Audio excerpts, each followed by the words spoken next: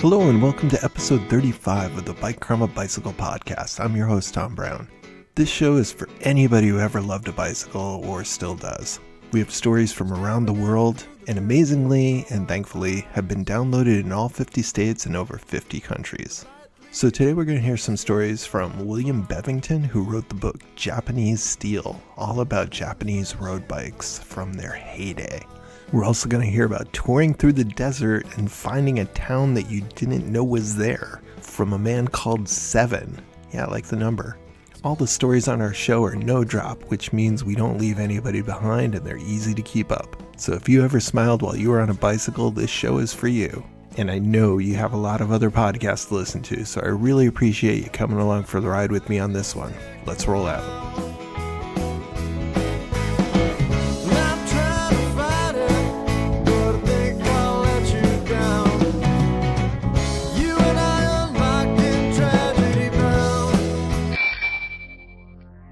Each year, one new cycling book rises to the top as the gift to give for the holidays and to get for the holidays if you are a bicycle-loving person. Some years, it stays on the shelf, and other years, it turns into one of your favorites. This year was a good one. It was the book Japanese Steel by William Bevington, with photographer Scott Ryder. This book about classic bicycle designs from Japan reminded me of a book from my childhood. I used to love ships when I was a kid, and we would walk into a stationery store and they had a small book section, and there was a book there on warships, and it was a gigantic, huge picture book that was like the size of my torso. And one day, after going several times, my grandmother, I think, bought it for me. And I remember spending dozens of hours just staring at different places in the book, looking at the beauty of the ships. I didn't know the context of war. I just understood that these were beautifully engineered machines.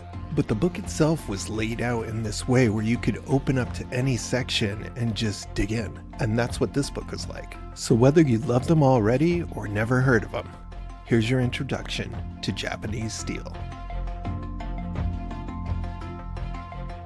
When my father made me aware of steel and steel tubing and how tubing could be drawn or could be seamed. And that led me to an interest in the framework of a bicycle itself. And that led me to different manufacturers, and one of those was Fuji. That began my love of both these bicycles and the field of design as well.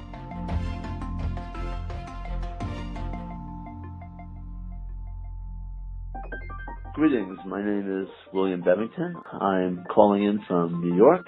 I am the author of the recently released Japanese Steel, Classic Bicycle Design from Japan.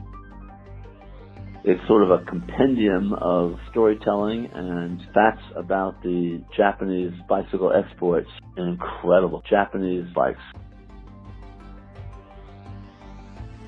In the book, there are a couple drifts into autobiography, and certainly in the Fuji section that does happen because that's really where I began. I was a paper boy when I was 12, 13, 14, and I remember sort of visiting the shop, and that did change my life.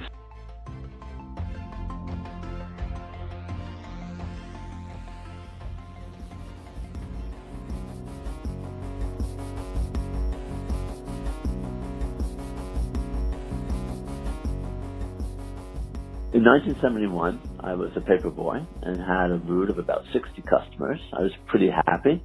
I would deliver my papers and go cycling whenever I could. We used to sometimes even deliver the papers strung over our shoulders on the little stingrays, so we would ride stingrays about town. We even had little demolition derbies with the stingrays, which I hate to admit now, but that was part of the fun back then.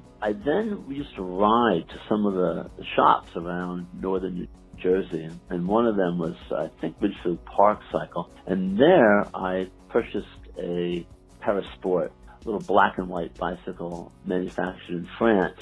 And it was a revelation for me. Suddenly, I felt I was just flying, sort of plodding along on my Stingray. The efficiency of that really shocked me, and then was a time when we began to think then of 10 and 15 and 20-mile rides out of suburban areas.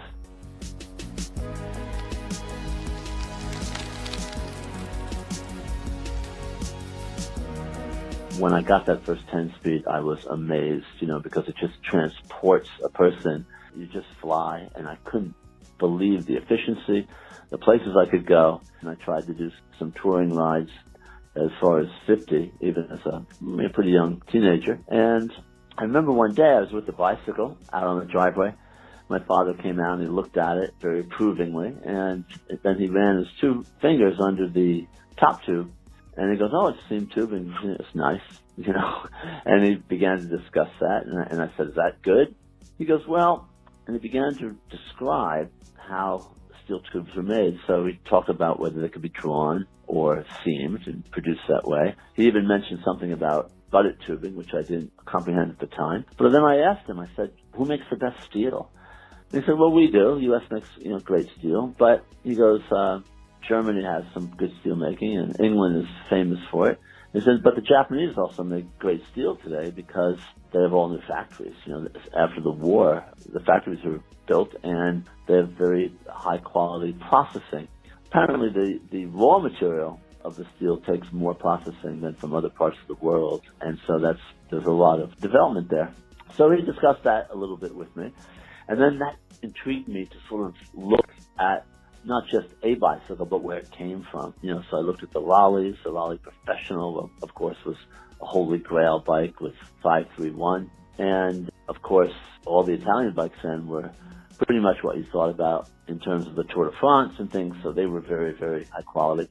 But I was intrigued by this idea of Japanese steel, so I found in the Yellow Pages that a shop called Fuji Cycle Center was in Rochelle Park. It had just opened, I think, and it was actually the first single-purpose dealer of Fuji's in the country. And it was the year that Fuji branded their own brands and came to America.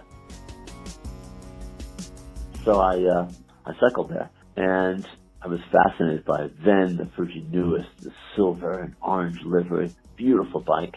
So this basically occurred in 1971-72. That's when Fuji came over. Their first newest was shown in the Hilton Hotel in 71, and I arrived at the shop just after he had opened it, and Ken Maria came and spoke to me about it a little bit. And then almost every single day, I would cycle over there. As soon as I finished delivering the newspapers, get on my Parasport and ride over. That's kind of the way you got a job in a cycle shop back then. You just hung around. So every day you go and hang around until finally someone says, "Fix this bike," or "Go talk to that person."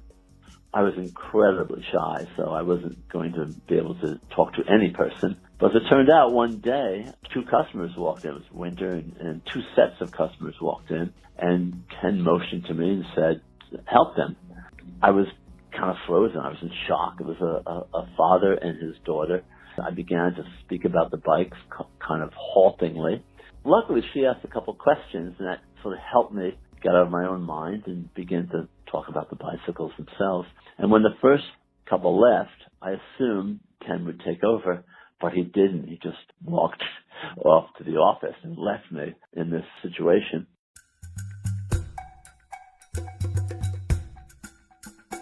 I think I was probably about 45 minutes or an hour, and they bought a Fuji Finest. Not the newest, but the Fuji Finest, which was a very expensive bicycle for the time. A great buy in terms of its quality, but not usually someone's first bike. He was amazed I was able to sell it, actually. Didn't show it, but I think was. So time passed. I worked there for many years, and the story I tell in the book was really about developing this little logo, the Fuji 3-dot logo, which Fuji sometimes still uses in their collateral and such. I remember at that time wanting to sort of cycle to every bike shop within 100 miles of Fuji, and I set that up as a goal. I never got to most of them, but I did get to one in Nyack, New York that had the Bianchis, and I remember looking at that Celeste green, but more so looking at that beautiful black block type modernistic drawing of Bianchi and being totally captivated by it, fascinated by it. I carried a little day planner in my back pocket, which my father sort of recommended one does, and I made a little sketch of that, and then I sort of had the courage about a week later. I said to Ken Maria, "Ken-san, I think we could have a better logo for our water bottle and and our T-shirts. And he said, you don't make that type of complaint. You just show better suggestions. So I thought, that's very interesting. He said in Japan, that would be the approach to trying to suggest an improvement. So I thought, okay. So I cycled home that night and I stopped at a bookshop called Brentano's, long out of business. And I said to the individual there, do you have any books on drawing logos? And he said, well, I don't think so, but we have these books on design over here with the art section. And there was a book there called Graphic Designers USA. It was published by Spectrum Books. I was amazed. I opened this book up, and there was a gentleman named Rudy DeHarrick, and he did these beautiful logos, also sort of drawn, modernistic. And I discovered two things that day. I discovered, one, this was actually a profession, which shocked me. And then I began to understand something about typography. I've taught typography now. It's for 30 years. So it really got into my blood, I think, that moment, that day. I was always interested before in lettering and things like that, but somehow the thought that it was a profession sort of amazed me. So I worked on this logo. I was 14 or 15. I think I did it when I was 14, and then I think 15 is when they actually used it. I worked on this logo with ink and pens, and there were no computers then for that purpose. And Ken took it, looked at it, said nothing.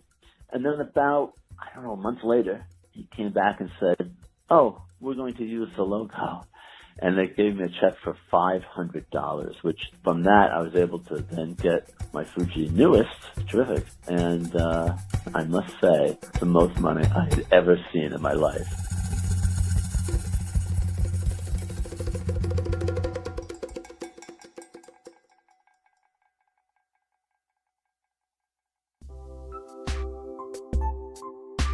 That was my history that then also brought me to design. So I applied to Cooper Union, I think, and it was one of the schools I applied to.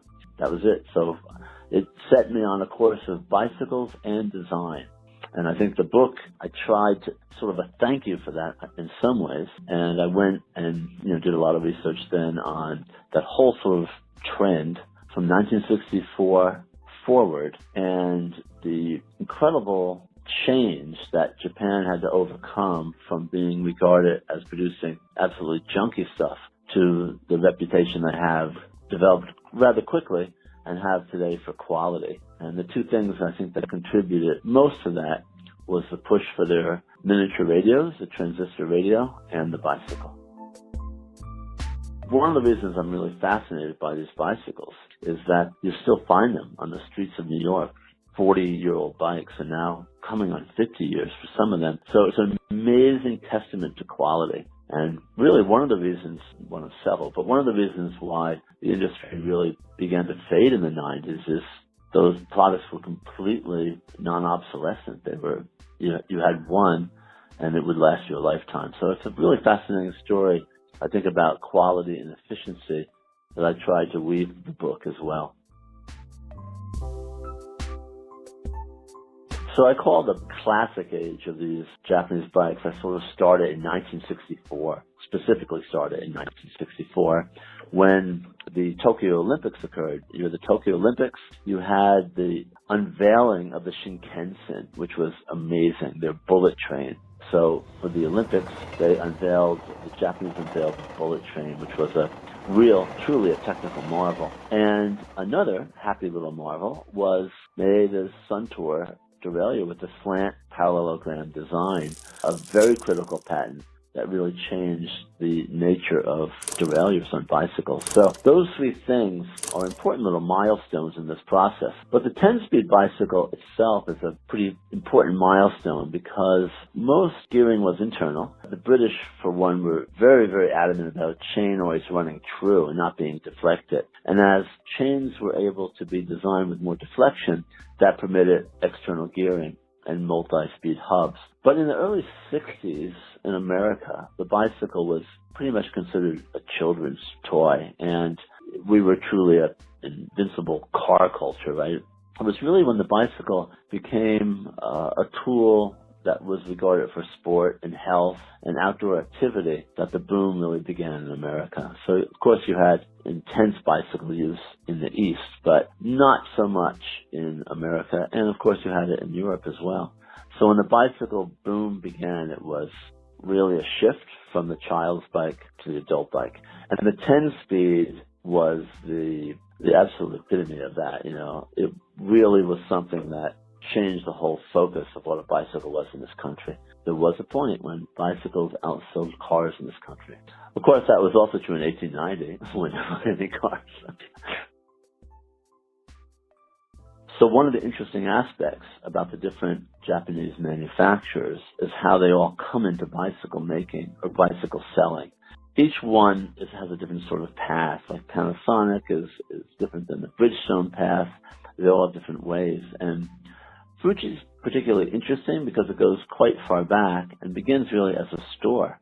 Hence the name, again, Nishibi, meaning Japan and America. Nishibi Shoten, Japan and America store, was where these original American-built bicycles were sold. But very, very quickly, by the 1900s or so, by the 1905 or so, Fuji's beginning to shift, and they begin to work with Rudge, the British manufacturer. And they were basically just a retailer, an exclusive retailer of that British mark. Intriguingly, the home builders, of which there were many beginning to spring up, they made less money really trying to put together a bicycle than these salesmen did of just bringing in bikes. And generally the British quality was regarded as a better bicycle at that time. So that sort of began this relationship with Fuji. But what happened is when in World War I, when the war broke out, some of the shipments apparently were sunk.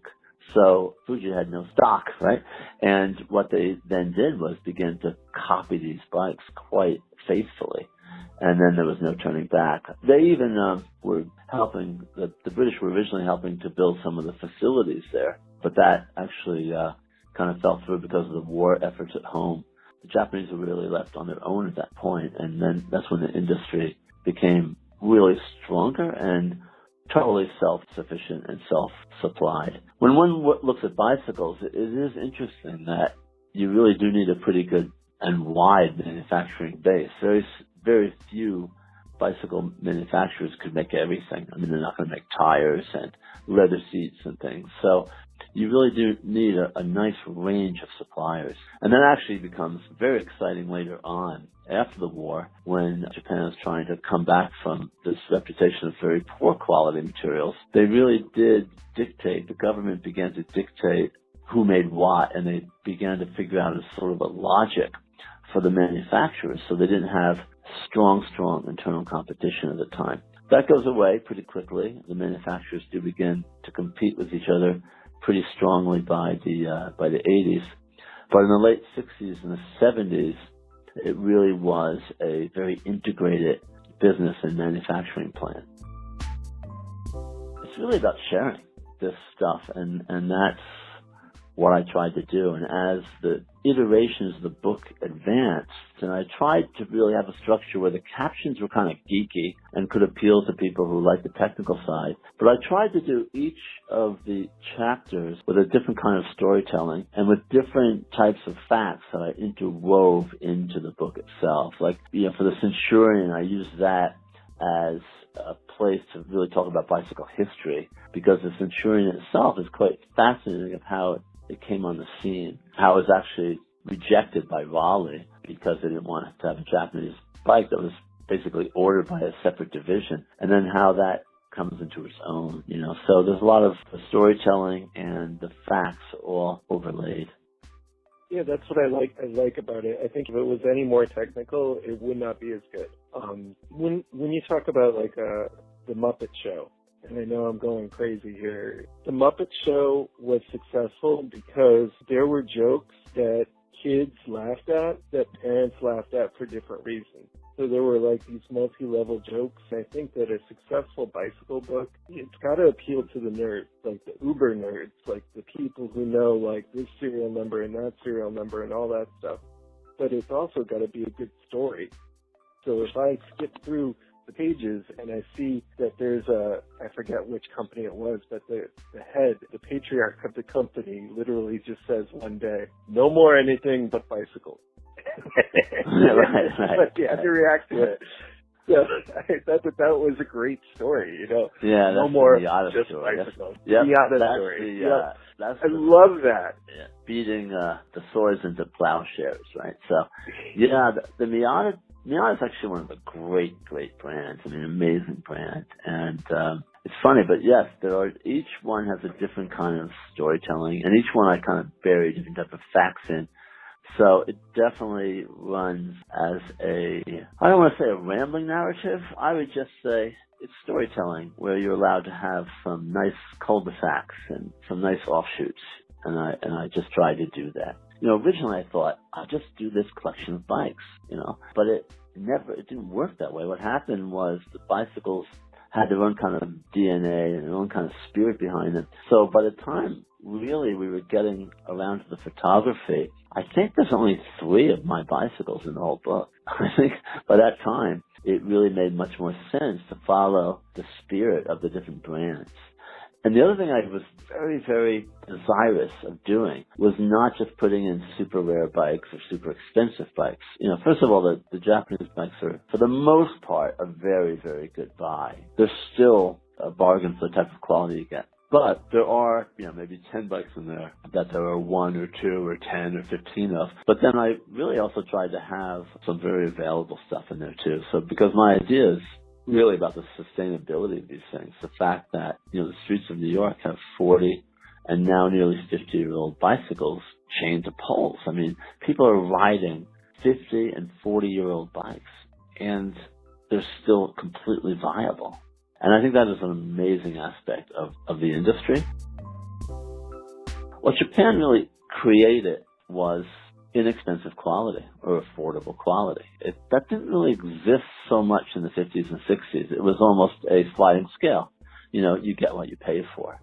And they kind of began to change that formula where you get much more than you thought you'd get for this much, you know.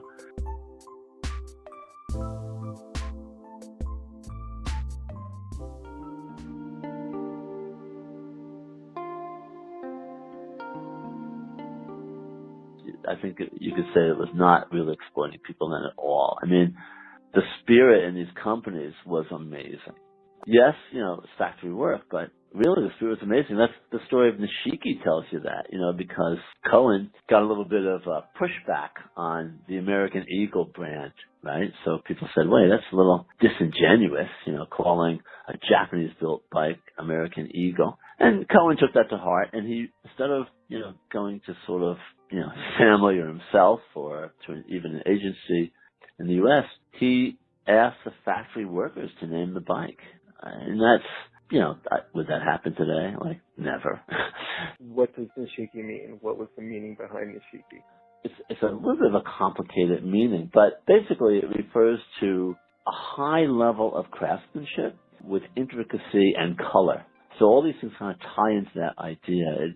Nishiki generally sort of referred to either the threads used like in kimonos or the multicolor printing of ukiyo printing. And it was always sort of a craftsmanship term more than a manufacturing term. So it's an interesting idea that the factory workers wanted to apply that word. But it sort of means like very high quality craftsmanship, and it also involves this idea of 5 color thread. So that's why later the Nishiki logo actually had 5 bands of color running through it, also referring more directly to that term. There's definitely a lot of pride, and there's a story of the underdog here too. Very much, you know. Yeah, that was very much the case. But I mean, there are many reasons why the bike craze faded and many of these companies retreated or were sold or moved to Taiwan. Many of them, that's what happened. But one of the reasons I feel, besides from the oil price shocks, which really knocked the price advantage, and then the industry moving to Taiwan, which began to erode the quality advantage, the other point was these bikes last forever. People purchase the bikes, and enthusiasts might get another one, but generally, no. Generally, one bike was enough, for your life. So essentially, the market just got saturated as well. Now, the bicycle industry is quite different, right? They sort of have the idea that every 3 or 4 years, your bicycle is kind of obsolete. But that was not the case for 20 or 25 straight years. Miata, I have a Miata 310, and I know nice. it's nothing special, but to me it's very special. I think when I ride that, I think it's the most undervalued product. It is amazing for the price that you can buy them at. I got one for $19, and I put thousands of miles on it. $19 at a Goodwill. I just love the heck out of that bike. Miata deserves a special kind of accolade because they made their own tubing. It's hard to know precisely now every aspect of that. But for the most part, it's only a manufacturer that really did that. I mean, Bridgestone did it for their cheaper bikes and things like that. But in the back of the book, we actually took quite a bit of time to redraw and reconfigure all the different labels of the Japanese tube manufacturers. Back then there was Day to Day, which was an amazing product, but it did not last too long on the market. And then, of course, Tangay and Ishiwata. And then today is Keisai. And that's the one now. But that really, they came out of Ishiwata. And Tangay went to Taiwan. But the other one is Miata's tubing. And the really fascinating thing there is that because Isuke Miata was a gun maker, the tubing was spiraled, right? It had the spiral on the inside because rifled is technically the term, right? So rifling allows the bullet to have a much finer accuracy and trajectory, and because it puts the spin into the bullet as it leaves the barrel. This rifling was done to all of Miata's tubes from 1890 on. And it's a fascinating aspect. They really took so much pride in their frame itself. So Miata was, in some ways, the most complete of the bicycle manufacturers because they made their own tubes as well. But they're amazing bicycles, and they are definitely, I don't want to use the word underpriced because it's not the right term really, but they're some of the most affordable machines out there for the purpose of, again, especially for urban cycling, it's fantastic machines. There's some other fascinating stories too, because some of the top bicycles made in Japan, like some of the Fujis, were made by Shurygin, which is one of the finest builders. I think the most award-winning builder of Japan, still around today, and with many decades of history. And there are some, like the Opus 3, which is basically a Shurygin. And, these bikes go for several $100s on eBay today. And they are $1,000 bicycles in terms of their quality. So it's kind of fun seeking down and finding these things. And also another advantage was because so many bikes were made, so many parts were made, not only can you find virtually all the original replacement parts. The hardest thing is probably saddles. But you can find all the original replacement parts, but even if you can't, everything is interchangeable. There's just nothing like that in the manufacturing world today. I mean, all these interchangeable parts, you could basically go forever. You'll never run out of components or pieces to keep these things completely viable for the road.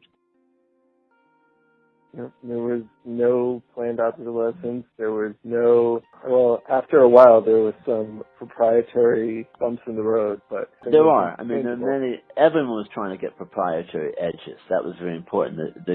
There were so many patents issued, and I don't know if you know this story, but I think one of the most, maybe not so well known, but I think famous ones is that when Shimano released their SIS equipment, their indexing, they really did have to have that parallelogram design, and when they released the product, they had it sort of under wraps, under like a black cloth, until Suntour's patent ran out, and then they just pulled the clause, and the patent was over, and it could be used for their next line.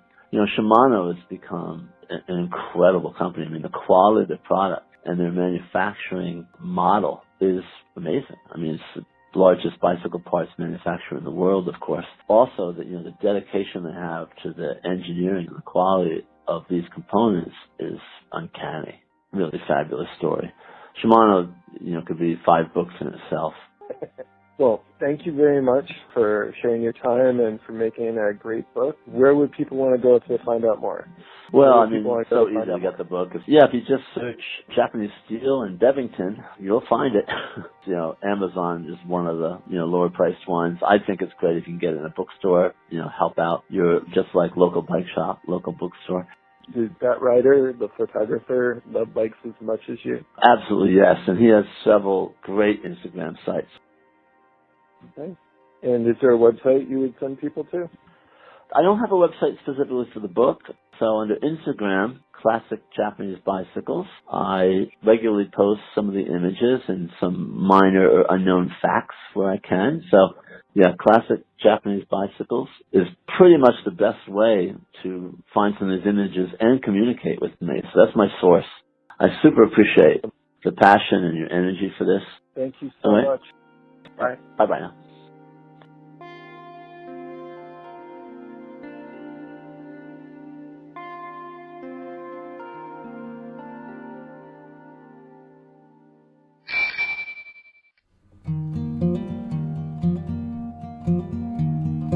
The overall goal of the Bike Karma Bicycle Podcast is to bring bicycle-loving people from around the world together to share stories and make connections. These stories can be any type of story about bicycles. They could be huge stories. They could be small stories. Don't be intimidated just because somebody found a body and some celebrities have been on. It's any cool story about bicycles that could get onto the show. So if you have a cool story, contact me at bikekarmaguy@gmail.com. bikekarmaguy@gmail.com. I'd like to take this time mid-roll to thank all the people who have followed on Podbean. It's free and it doesn't cost anything. It's just one of the many places that you can listen to Bike Karma on. So Quazdiz, thanks a lot for following. P Turner 66PT, it seems like this name comes up a couple times, but thank you again. Logzek9, Demon Dunk, Kukviz, Gukvek, okay, Mars Dars 8, Suhet B, Tarvzev, Nathan J. Horner, Najern, Jahani, Biubst, Nifra, Hezmigzi, Bikes, Burpees, and Backhands. That one's easy. Pop 531, Commerce Kevin, PBG 42D96A, Loveland Cycles. I guess I'd rather say a couple of these twice than miss out on saying them. So thanks to all you guys for following on Podbean. Thanks also to all the people who've left ratings and reviews on Apple iTunes and Apple Podcasts. That really helps, although I can't always see your names, so I can't thank you, but thank you anyway. I'd also like to thank Capovelo. It's capovelo.com. They have the most amazing amount of cycling articles in one place that you've ever seen, so go check them out. And big thanks to all the people from Pennsylvania and Ohio who've been talking to me lately. Some have been giving stories. You're going to hear from those two states a lot in the next couple episodes, so thanks a lot. The reason I do one show a month is because they take over 20 hours to produce each one.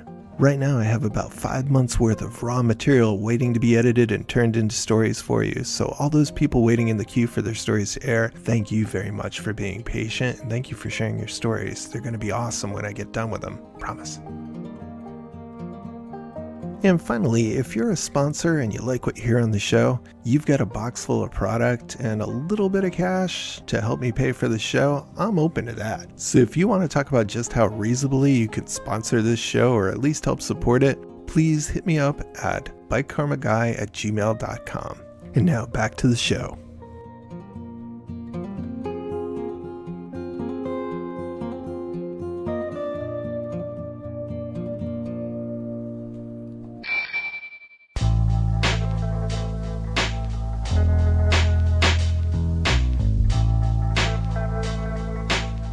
When you first start out from the Californian side of the Mojave, it's actually very rural and full of farms.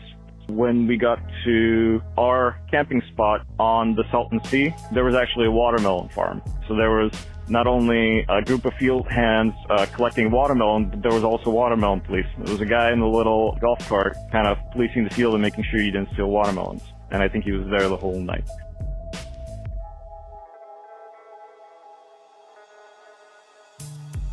go northeast from the town of Mecca and climb over a very shallow mountain and go through a canyon. So once we got into that mountain, there were no longer any farms. And once we got through that dry, rocky canyon to the other side of I-10 is going into the Mojave, it basically turned into what you would expect to see in Arizona. Mountainous ranges and very flat landscapes with shrubbery as far as the eye can see. The reason for that is the water sources, right? So you're not going to be able to get water from anywhere.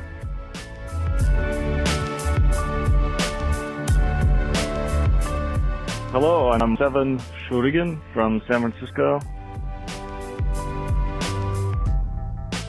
Well, I just recently went on a big tour from San Francisco to Arizona, and that was an amazing experience, probably one of the hardest things I've ever done. Touring for a month for 1,000 miles. Well, I think the ride through the Mojave was quite an interesting adventure because we went in there and that's just a bit over 100 miles between the last set of towns in California around the Salton Sea and the Arizona border, where on the other side in Arizona there's a town called Quartzsite. But really between that part of California on the Salton Sea and Quartzsite, it's over 100 miles of nothing. There's nothing there. We're doing this in May, so it's starting to get hot. We got lucky because when we hit the Salton Sea, we had some rainstorm that cooled things down, but the temperature was kind of climbing. So we knew that we were going to go in there with 40-pound bikes loaded with 60 pounds of gear, and we're going to have to camp somewhere in the middle of the desert. So we were extremely worried, were we going to have enough water? Were we going to have shade? Were we going to be able to get help if we were in some kind of emergency? What happens if our bikes break down and we can't fix them? Like, are we able to hitchhike with somebody? If we have something like a snake bite happen and we don't have cell reception, what do we do in that case?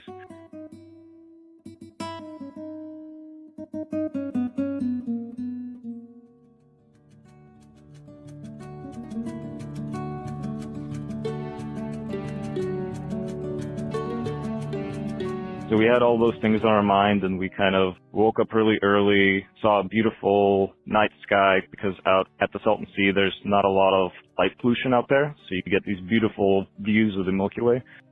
Anyway, we woke up, we loaded up our supplies, packed our tents, rolled up to a local supermarket that we had learned opens really early, loaded up on water, so we bought probably one of those giant, like Costco-sized crates of water bottles and distributed it between all of our panniers, and then rolled off.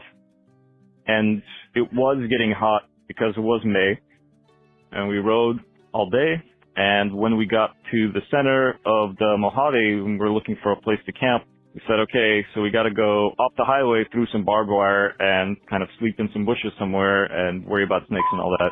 And I see this little blue dot on the map.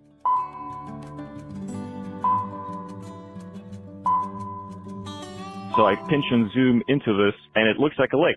It looks like right in the middle of the Mojave, there's some kind of lake, and it looked like there are some streets around it, and it looked like it said, there's a fire station, a library, a town hall, and some other stuff, and it doesn't look like it's that far off of I-10.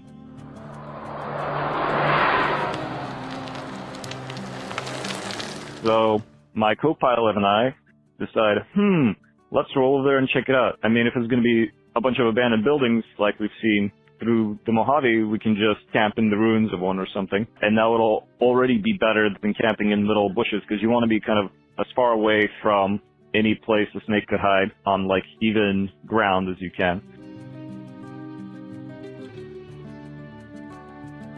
So we roll off the highway and immediately roll into a ghost town that's dead. There was a postal office there, and there was, I think, an AT&T like utility way station, so it's just some like walled-in place with a bunch of parked vehicles. And we go past that, and we go down the road a ways. We roll into a tropical paradise. So there's green grass, there's lawns, there's sprinklers going everywhere. Man, what is this place? When we get in there, it turns out to be some kind of principality where it's a city, but it's run by a corporation that owns a golf course. And the owners of the golf course are also kind of these well-wishing proprietors of the city, so they're also like leading the city community. Community of somewhere, I can't remember exactly, like 100 to 400 people. Their main gossip is around how many rattlesnakes did you see today? And they were very welcoming and accommodating. It turns out the place is called Lake Tamarisk Resort. That's both the name of the business and the name of the town. There is a small lake there, and it's a man-made lake. There's a golf course around there, and there's nobody at the golf course. And the reason for that is because when you have the kind of heat that you have in Arizona and in the Mojave on the border with Arizona, most of the population of those towns just leaves for the summer. But during the winter, all throughout Arizona and that part of California, retirees and Canadians, oddly enough Canadians, come down and enjoy their holiday. So this entire town, community, lake resort, oasis existed as a beneficiary of Canadian tourism. And when we were there, it was completely empty. So you had all the green lawns and all the running water in the lake and everything, but there was absolutely nobody there except for the proprietors and a few locals. And those locals, they had the fire station, but like if they wanted to get some amenities like groceries, they had to go down a ways, practically like 50, 60 miles to the nearby town of Portside in Arizona just to get groceries or something like that. So it's about halfway through the Mojave Desert? Yeah, exactly. So if anyone goes down I believe it was the I-10 to the Arizona border, I highly recommend you stop there. You won't find it unless you know to look for it, but it's really very, very close to the highway. In fact, when you're in there at night, you can see the lights off the cars on the highway, but when you're on the highway, you can't really see the town.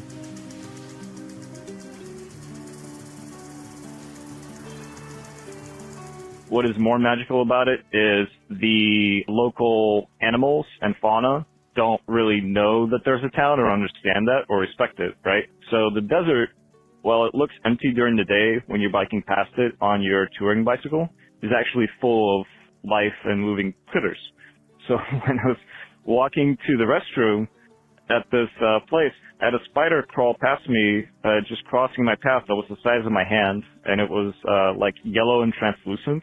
This massive thing, but like they don't know they're going through a golf course. They're like, you know, they were going through a desert and then they're crawling over some grass and then they're crawling through the desert again. Similarly, I was talking to the locals about that and had them share some stories with me, and they were saying, you know, like mountain lions come down regularly because it's one of the biggest sources of water. So they would be going between the houses in this little town, and some mountain lion would be crossing the street to go drink at this little man-made lake. And I think the guy said, yeah, I saw the lion saw me, and I said nope, and went back home, and the lion just continued to go to drink and enjoy himself. And I think one lesson we learned touring through the desert was to behave like the local snakes and wake up early, bike, and then when it would get hot around noon, take a break in the shade, drink some water, and then resume around 4 or 5 p.m. when it started to cool down again, instead of riding through that really hot period.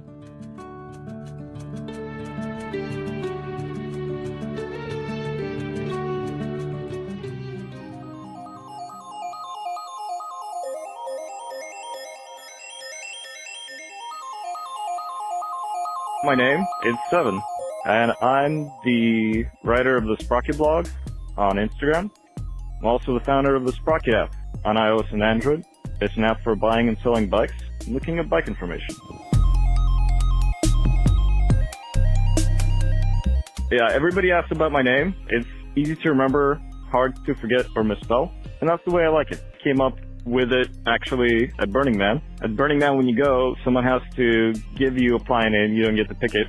And the name I went by at that point was Stefan. So I just asked for a coffee, and they misheard me and wrote 7 on the coffee cup. And I thought that was the most cool thing, because not only did they give me a play name, but 7's always been a special number in my life and a lucky number. And now I had to live with this idea of, what if I change my name to 7? But never had the guts to do it. So I thought about it, and I test piloted it for about a year, and I still liked it after I heard all the jokes. And so I went to the San Jose City Hall got the paperwork, and changed it. It didn't cost that much. It was fairly straightforward. And in fact, the paperwork they gave me as an example in Santa Clara County literally said, if you were to change your name to 7 or some such, you would do this, this, and this other thing. So I said, this is going to be easy. So I changed my name in 2017. Another happy coincidence. And it's always been a good topic of conversation. It's always been a good way to have a first impression with people. And I enjoy telling the story of how I got my name. Thank you for asking. Good. I was kind of worried that I might offend you or something like that, so I'm glad you reacted that way instead.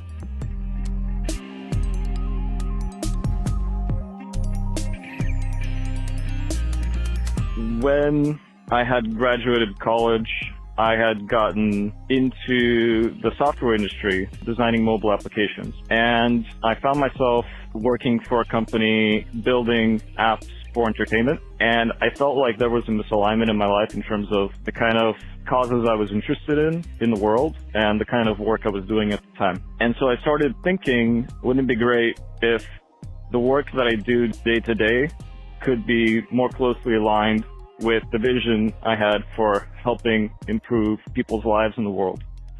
And I ended up brainstorming different ways that I could do this. And eventually I had so many people coming up to me to ask me for a nice vintage $200 steel road bike that they could use as a commuter that I thought, actually this is telling me there's a lot of demand for somebody to create a platform for buying and selling used bikes. And I looked at the current apps and I realized that they're actually not that good. And the reason is because they're not specialized. They're trying to figure out if you want to buy a TV or a couch or a car or a bike. So there was really a need for something for gearheads like us that just focused on buying and selling bikes and also focused on the technical aspects and kind of communicate between the two worlds in an entirely new way. Like you mentioned, the application is kind of like an IMDb for bikes in that it provides technical information and specifications. And the application is also a marketplace where people can use Sprocket to connect with local community members and buy and sell bikes.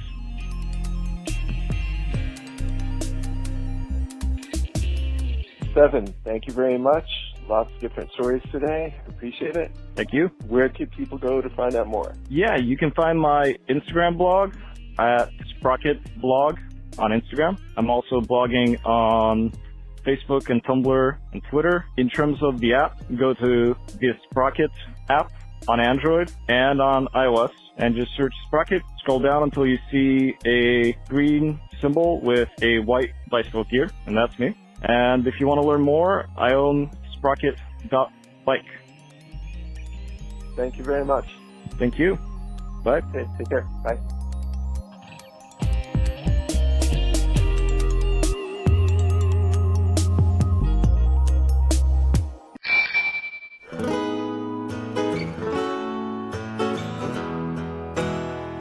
Well, we've reached the end of another episode of the Bike Karma Bicycle Podcast. I'd like to thank Keller Glass and the band Mobjack for our opening and closing theme music. All the other music is royalty-free music or music from the royalty-free, no attribution required section from YouTube, so thank you to all the musicians who made that extra music as well. I'd like to thank our guests William and Seven for sharing their stories on the show. Yes, the new free stickers are very popular, but there are still some left, so all you gotta do is send me your address and I will send you some for free until they run out or I run out of stamps. If you have any ideas or comments, the email is bikekarmaguy@gmail.com. You find me on all different social media, Instagram, Facebook, Tumblr, and even good old Google+. If you like the show, the best thing you can do to help is to share and leave positive reviews out there. I know the landscape's changing, but Apple and Apple Podcast is still one of the big places to leave reviews to help a show out. This may be the last show before the North American Handmade Bicycle Show, which this year is going to be out west. I'm not going to be able to make it this year, but you should go check it out. It's called NABS for short, the North American Handmade Bicycle Show. Check them out. I'm definitely going to make it next year. And apart from the music, the Bike Karma Bicycle Podcast is the intellectual property of Thomas Brown. All rights, including copyright and trademark and that cute cat picture, all those rights are reserved and asserted. If this is your first episode, check out our back catalog. You can see just how much I've improved at editing and producing since the first episode. Well, it's winter through most of the country, and a lot of you put your bikes away for the winter. And as it starts to get warmer, or if we get a warm day, you're going to want to do your ABC quick check. Here to tell you about that is Tarran. When you take out your bike, do a quick check. A, air.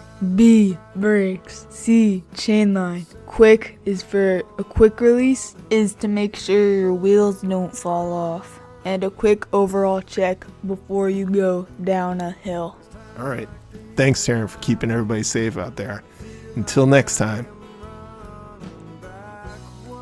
Said, until next time. Keep it real. What? Keep it real.